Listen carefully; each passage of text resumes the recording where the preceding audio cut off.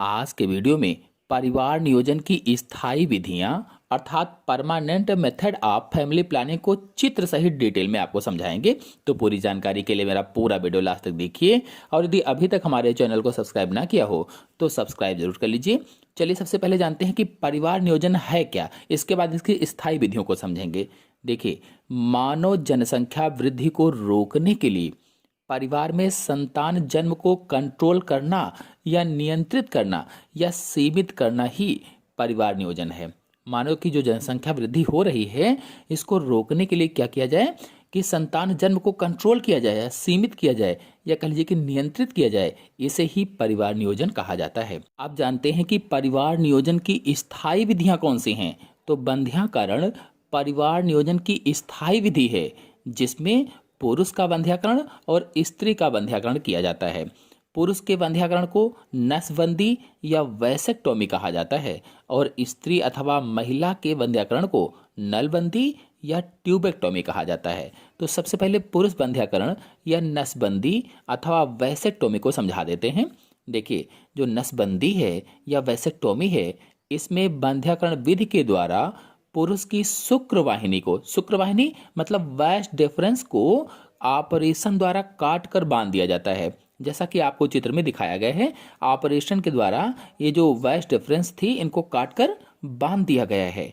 अब जब इनको काट कर बांध दिया गया है तो शुक्राणु बाहर नहीं निकल पाते हैं। जो स्पर्म होते हैं वो बाहर कहाँ निकल पाएंगे, क्योंकि देखिए टेस्टिस में यहाँ शुक्राणु बने और बनने के बाद शुक्रवाहिनी या वैस्ट डिफरेंस में आए, लेकिन आगे रास्ता बंद है तो ये आगे जा ही नहीं पाएंगे। और जब आगे जा नहीं पाएंगे तो शुक्राणुओं का अंडाणुओं से निषेचन नहीं होगा। मतलब इस तरह से शुक्राणु या स्पर्म का अंडाणु या ओवम से निषेचन नहीं हो पाता है। इसी क्रिया को पुरुष नसबंदी या वैसेक्टोमी कहा जाता है। कुल मिलाकर कहें, जब ऑपरेशन के द्वारा पुरुष की शुक्रवाहिनी या शुक्र नलिका कह लीजिए या वैस्ट डिफरेंस को काटकर बांध दिया जाता है तो उसे ही नसबंदी कहते हैं या वैसेक्टोमी कहा जाता है। चलिए अब ट्यूबेक्टोमी या नलबंदी को समझा देते हैं।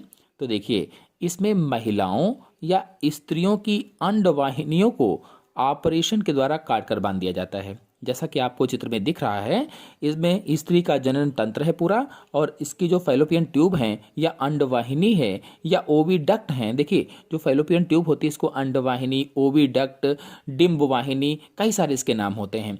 तो इनको काट कर बांध दिया गया है। फैलोपियन ट्यूब को काट कर बांध दिया गया है तो जो शुक्राणु है, स्पर्म है, वो अंडे या ओवम तक नहीं पहुंच पाएंगे, क्योंकि आगे बंधा हुआ है। तो शुक्राणु कहाँ पहुंच पाएंगे? वहां तक दौड़ते हुए पहुंचेंगे, लेकिन आगे कटा है, रास्ता ही नहीं है, तो शुक्राणु नहीं जा पाएंगे, अंडे से संलयित नहीं हो पाएंगे। अर्थात कहने का मतलब ये है कि अंडाणु शुक्राणु का निषेचन नहीं हो पाएगा, अंडाणु शुक्राणु का निषेचन नहीं कर पाएगा। इसी क्रिया को स्त्री नसबंदी या फिर नलबंदी या फिर ट्यूबेक्टोमी कहा जाता है। तो ये परिवार नियोजन की स्थायी विधियां हैं। इसमें शल्य क्रिया के द्वारा पुरुष की वैस्ट डिफरेंस को और स्त्री की फैलोपियन ट्यूब को काटकर बांधा जाता है, यानी बंध्याकरण परिवार नियोजन की स्थायी विधि होती है।